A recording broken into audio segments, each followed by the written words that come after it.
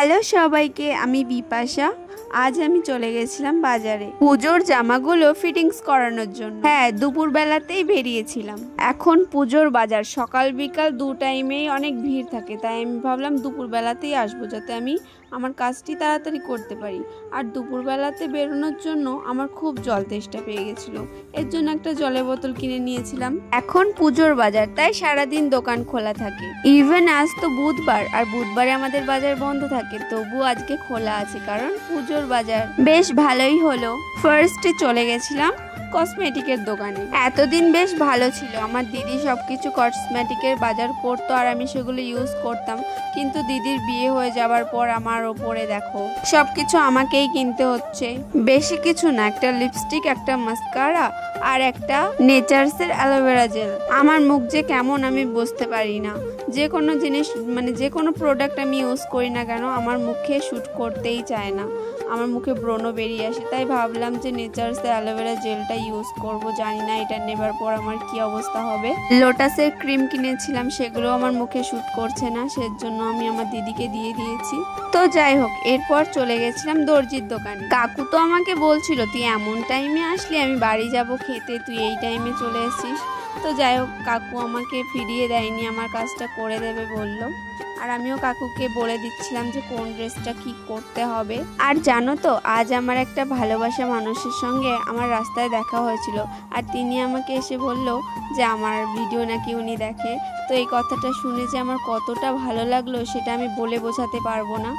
আমাকে এভাবেই তোমরা সাপোর্ট করে যাও, এরকমই ভালোবাসা দিয়ে যাও। তোমাদেরকে জানাই আমার তরফ থেকে অনেক অনেক ভালোবাসা, এভাবেই আমার পাশে থেকো তোমরা। বাড়ি যাবার পথে ঢুকে পড়লাম সিঙ্গারার দোকানে সিঙ্গারা খাবার জন্য। এই দোকানের সিঙ্গারা আমার বেশ ভালো লাগে, আর শুধু আমারই না, আমার দিদিরাও এই দোকানের সিঙ্গারা খুব ভালো খায়, আর আমি দই দিয়ে সিঙ্গারা খেতে ভালোবাসি। তো যাই হোক, এরপরে আমি বাড়ি চলে আসলাম। বাড়িতে এসে একটু ফ্রেশ হয়ে বসার কায়দা নেই, একটুখানি ফ্রেশ হয়ে চলে যাচ্ছিলাম পড়াতে। সকালেই পড়াতে যাই, কিন্তু আনফরচুনেটলি আজকে যাওয়া হয়নি, তাই এখন যাচ্ছি। পড়েছে মাই, হোমওয়ার্ক করেছে? দেখি আমার দিকে তাকাও। তাই তুমি হোমওয়ার্ক করেছো? তাহলে কিন্তু তুমি গুড গার্ল হয়ে যাবে। পড়িয়ে বাড়ি আসার পর মা বলল কটা ভাত আছে, তুই খেয়ে নে। আজকে বাড়িতে নিরামিষ রান্না করা হয়েছিল।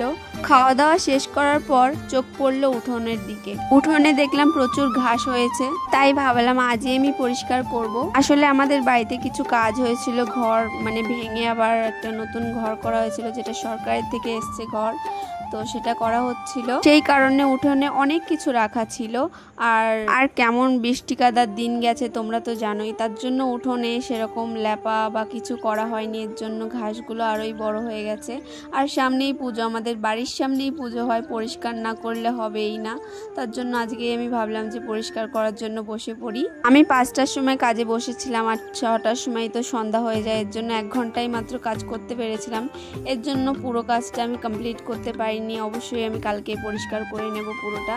আর এখন কিছুদিন ধরে যা রোদ্দুর পড়ছে, বিকালবেলা ছাড়া এসব কাজ আবার করাও যাবে না, রোদ্দুরের মধ্যে শরীর খারাপ হয়ে যাবে। কাজ করার পর আমি ফ্রেশ হয়ে নিয়েছিলাম। তো আজকের ভিডিওটা আমার এই পর্যন্তই বন্ধুরা, দেখা হচ্ছে অন্য কোনো একটা ভিডিওতে। ততক্ষণের জন্য টাটা, তোমরা অনেক ভালো থেকো।